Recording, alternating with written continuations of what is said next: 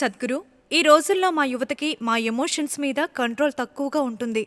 మనకి క్లోజ్గా ఉన్నవాళ్ళు, మనం ప్రేమించేవాళ్ళు మనల్ని మోసం చేసినప్పుడు ఎలా రియాక్ట్ అవ్వాలి?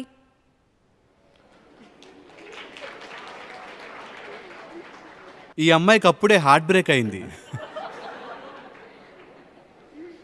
ఎవరైనా మిమ్మల్ని మోసం చేయడం, కానీ మీరు ఎవరైనా మిమ్మల్ని మోసం చేశారనుకోవడం అనేది ఎందుకు జరుగుతుందంటే మీకు వారి మీద చాలా ఎక్కువ ఎక్స్పెక్టేషన్స్ ఉండడం వల్లే.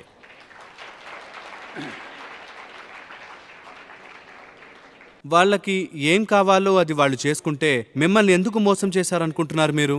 వాళ్ళకేం కావాలో వాళ్ళు చేసుకుంటున్నారు, మీరు దాన్ని రెస్పెక్ట్ చేయాలి. వాళ్ళు నాకిష్టమైన వాళ్ళు అంటే మీరు వాళ్ళని ప్రేమిస్తే వాళ్ళకి ఏం కావాలో అది వాళ్ళని చేయనివ్వాలా, లేకపోతే మీకేం కావాలో వాళ్ళది చేయాలా? చాలా మందికి ప్రేమ అంటే నేనేం చెబితే నువ్వు అది చెయ్యాలి. లేదు లేదు, ప్రేమంటే వాళ్ళకేం కావాలో అది వాళ్ళు చేసుకోవచ్చు, అయినా మనం వాళ్ళని ప్రేమిస్తాం కదూ. మీరేమనుకుంటున్నారంటే నేను నిన్ను ప్రేమిస్తున్నాను కాబట్టి నువ్వు నా మాట వినాలి. లేదు లేదు, నేను నిన్ను ప్రేమిస్తే నీకు ఏది సంతోషమో అది నిన్ను చేసుకోనివ్వాలి, అవునా?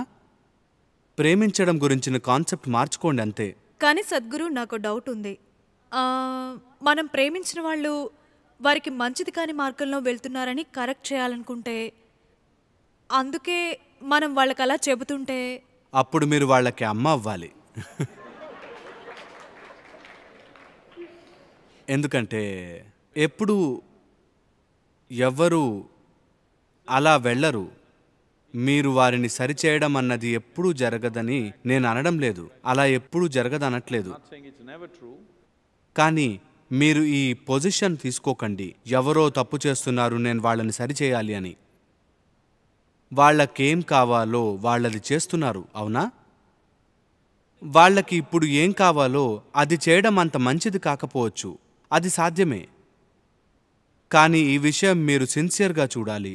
ఇది వారికి మంచిది కాదని మీరు కంప్లైంట్ చేస్తున్నారా, లేక ఇది మీకు బెనిఫిషియల్గా లేదని కంప్లైంట్ చేస్తున్నారా? చాలాసార్లు అది మీ గురించే. జెన్యూన్గా చూడండి. మీకు అది ఉపయోగపడకపోయినా వారికి మంచిదైతే అలానే చేయనివ్వండి.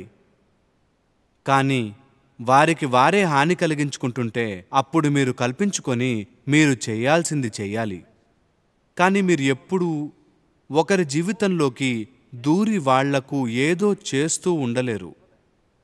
నేను మీ జీవితంలోకి వచ్చి ఏదో చేయాలంటే నేను ఆ స్థానాన్ని సంపాదించుకోవాలి కదా, నేను అలాంటి అనుబంధాన్ని సంపాదించుకోవాలి. మీ జీవితంలో నేను కల్పించుకోవాలంటే మీరిది సంపాదించుకోకపోతే మీరు వారి జీవితంలో జోక్యం చేసుకోలేరు.